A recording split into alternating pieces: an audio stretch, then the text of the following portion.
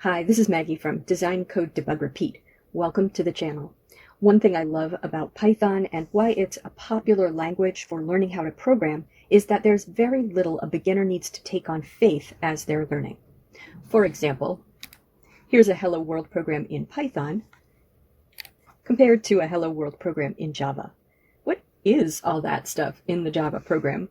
My poor students chant public static void main string args long before we start learning about functions, visibility, arrays, and class methods versus instance methods, so that they'd have some idea what all of that means.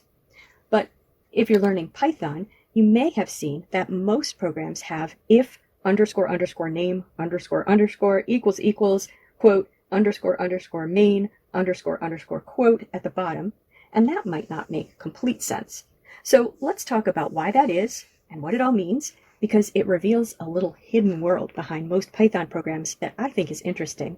I love discovering hidden worlds. Here's a very short Python Hello World program that's a little longer than our last one, because it has a function defined in it called main, and it's the main function that prints Hello World. At the bottom of the program, we have the familiar lines if underscore underscore name underscore underscore equals equals quote underscore underscore main underscore underscore quote colon main open paren close paren. Now, I'm not going to say the underscores from now on unless I need to for clarity. When we run this program, the function called main will be defined, meaning Python will associate the name main with this block of code so that we can call it or execute it later. The first executable line of code is the line at the bottom, the if name equals main line. What we see here is we're comparing the value of a variable named name to the string main, and if they're equal, we're invoking the main function. And since when I run this program, the main function does execute, and this is the only place it's called, the variable name must equal the string main. But we never define that variable in the program, so that probably feels a little confusing. If we try to compare some other random variable before we define it, like if I type droid equals equals chopper, we get the name is not defined error. A name has to be defined, has to be on the left side of an assignment statement before we can use it. So name must be getting defined somewhere, and it must have the value main. Let's check that in the console. We'll type name. And sure enough, it's called main. So how and when is this variable getting assigned a value? What is its purpose? And when, if ever, is it not assigned the value main? Let's start with when it's getting assigned a value. And this is the hidden world. When you run your program, a compiler will turn your .py text file into bytecode. The bytecode is a low-level language that is run by the interpreter. You know that you had to download a version of Python for your machine. That's because the interpreter needs to turn the compiled bytecode into the machine language commands that your specific machine uses. This is the write once, run anywhere model that Java also uses. The bytecode will work on any Python virtual machine, no matter what computer it's running on. So I can have a Windows machine and upload my Python code, and you can download it on your Linux machine or Mac, and it will run, because your virtual machine will translate it to the machine code for your computer. So your program gets compiled, and then the Python interpreter is going to create some variables, and the cool thing is that we have access to some of those variables. The interpreter is assigning the value to name before it runs your script. That's how and when. Let's talk about the purpose. It wouldn't make any sense if name were always assigned main, because then we wouldn't have to check it. So sometimes it must get called something else, and there must be a meaning to that variable. Some programming languages always begin execution with a block of code called main. That's why our Java Hello World program is so long. We have to define a method called main, or we don't have an executable program. But in Python, that's not true. We can execute any script with any valid Python code in it. Execution is sequential, top to bottom, in whatever script we run. However, we can also import other scripts to get some of their functionality in our script. You may have imported modules before, like math or turtle or pygame. Those imported scripts also have a name variable associated with them. This example is called distance.py, and it has a function called distance between, which calculates the distance between 2 points, represented as xy tuples using the distance formula. And then there's a main function, which is for very simple testing purposes. It allows the user to enter x and y values, and it gives the result. And at the bottom, we call main.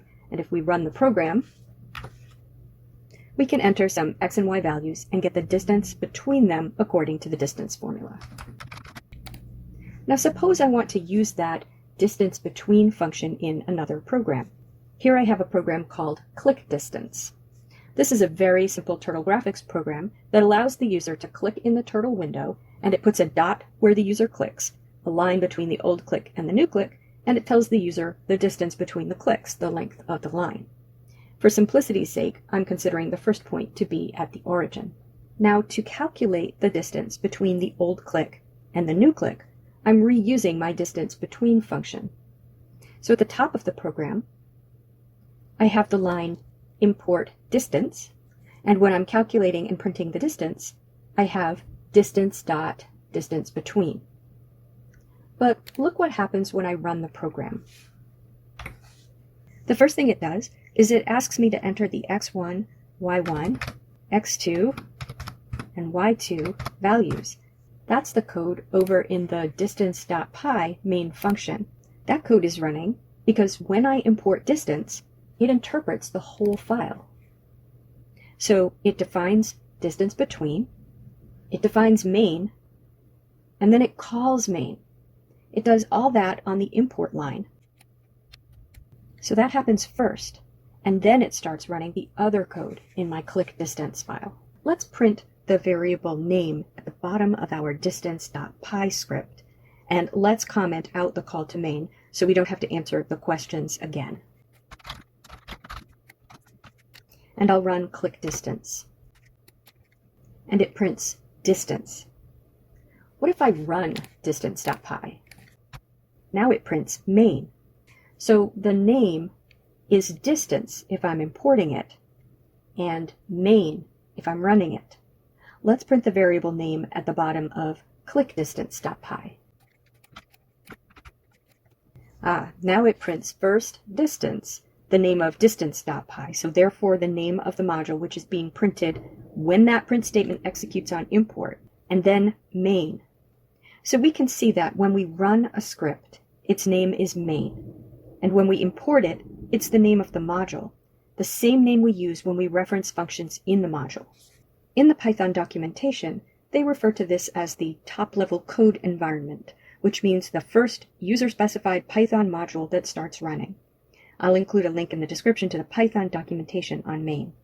So again, the script you run will have the name main, and all other scripts that are imported into your script will have their name variable set to the name of the file without the py extension. If I want to be able to sometimes run distance.py and sometimes import it so I can use the distance between function or anything else I might define here, then I should write if name equals main, main at the bottom of the script, rather than simply calling main. That way main will only be called and execute if I'm running this script. If I'm importing the script into another program, then the name will be distance, the if condition will evaluate to false, and the main function won't run. And of course, you can do anything if the name is main. It doesn't have to be a call to main, and you don't have to call your main function main. That's just a standard practice. If there's something special you want to do if the script is being run, or if there's something special you want to do if the script is being imported, you can do it by checking if the name variable is or is not main.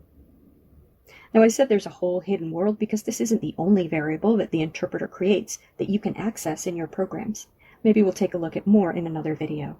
I hope you found this useful and interesting. As always, have fun and keep coding.